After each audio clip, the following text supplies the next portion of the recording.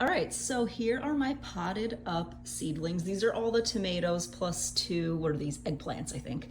And I use the cup method for them when I pot them up from cells. They have a drainage hole on the bottom. It makes watering easy because you can bottom water and then just very carefully tip your big tray. These are like catering trays, heavy duty catering trays, and they work great for this. When I pot up tomatoes, I like to pot them so you can see they're down pretty low. This lets you continue to add soil. I'm gonna see if you can zoom in. It's not really focusing, hold on. Okay, there we go. See the little hairs? Those are all potential roots. So what you can do with your tomatoes is pot them up low in the cup. I do it about halfway, probably about, yeah, halfway up the side. And then as they get bigger, I come through and trim off the bottom leaves and fill up the soil. So basically this lets me get away with not having to pot them up 2 times before planting them out outside. They can actually get quite big in here because that's a good bit of soil for like a small seedling. The other thing is when I transplant from cells into these cups, a lot of times you'll have like more than one tomato that will germinate.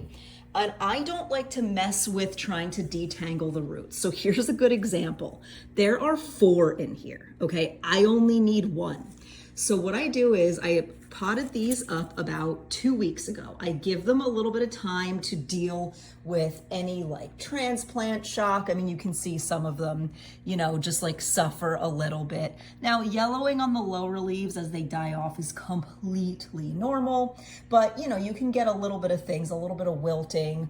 You can see this one just kind of not looking, where is it? Not looking the happiest. And this gives me a chance too, so when I look at these, there's 2 in here, I'll probably just snip that one right off. So this gives you a shot to let them get established. I give them 2 full weeks before I top up anything, add any dirt, do anything extra to them, or come through and trim them down, because you kind of don't know which ones are gonna make it and which ones won't. So this gives them like 2 weeks, and then what I did was after the first week, I just watered. And then a week later, I did a little bit of a diluted fertilizer, very, very diluted, like whatever the cap says or the bottle says, you know, you dilute it to like a 16th or something for seedlings, just like a touch in a pitcher of water.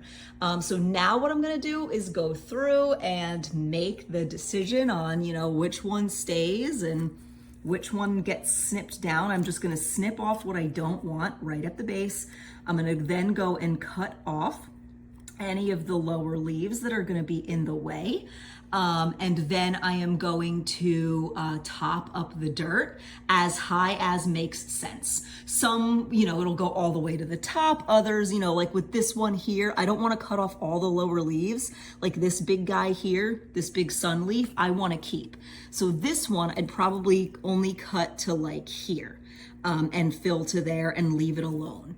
And then let me see, it is April 7th here, and these are gonna be able to get planted out in a couple of weeks. I'm just keeping an eye on the frost dates, and as soon as we've got a week or 2 where I don't see it, you know, dip into the 30s, they're going outside. So this method makes it really, really easy to keep them contained. It's super easy to pick this up and move it around. These have been down under the grow lights, but when it comes time to harden them off outside, it's really easy to just pick this whole thing up, stick it outside in the garden for a couple hours, bring it back in. And one thing I don't think I mentioned in my hardening off video is once I start that process, they don't go back under the grow lights. So these will just come inside and probably sit right here on our coffee table. The hardening off process only takes like a week. So it's no big deal that they're in our way, in our space or whatever. But once they get that nice bright sunlight, they don't need to go back under the grow lights. They can just chill in here. We've got like indirect light inside. They'll be totally fine. And every day they're gonna be outside for longer and longer. So I'm gonna get to it, and maybe I'll post an update when it's all done, but really it's just gonna look cleaned up with more dirt. So I may not, you can use your imagination. Like this video if you thought it was helpful, ask any questions that you have in the comments, and I'll be posting another video soon. All right, just a quick update of what everything looks like after I have done my pruning and potting up, so you can see now we're left with things that just look a lot greener, a lot healthier, and you can see just how high now I've been able to pot up this dirt.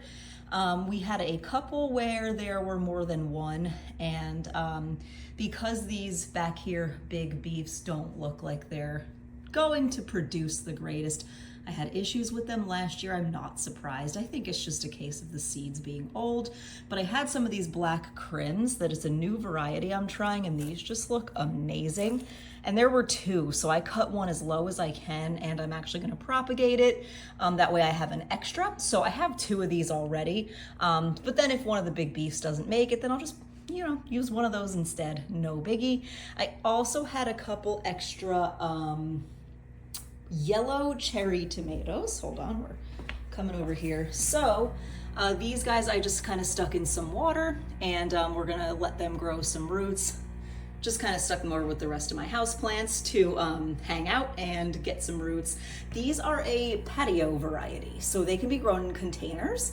So I have two. I have one here and one down here as well. So I am just gonna see if they root well. It probably will take a week or two to start growing some roots. Once they have a decent enough root system, I will get them into small pots and put them probably in containers. I'm thinking on the deck.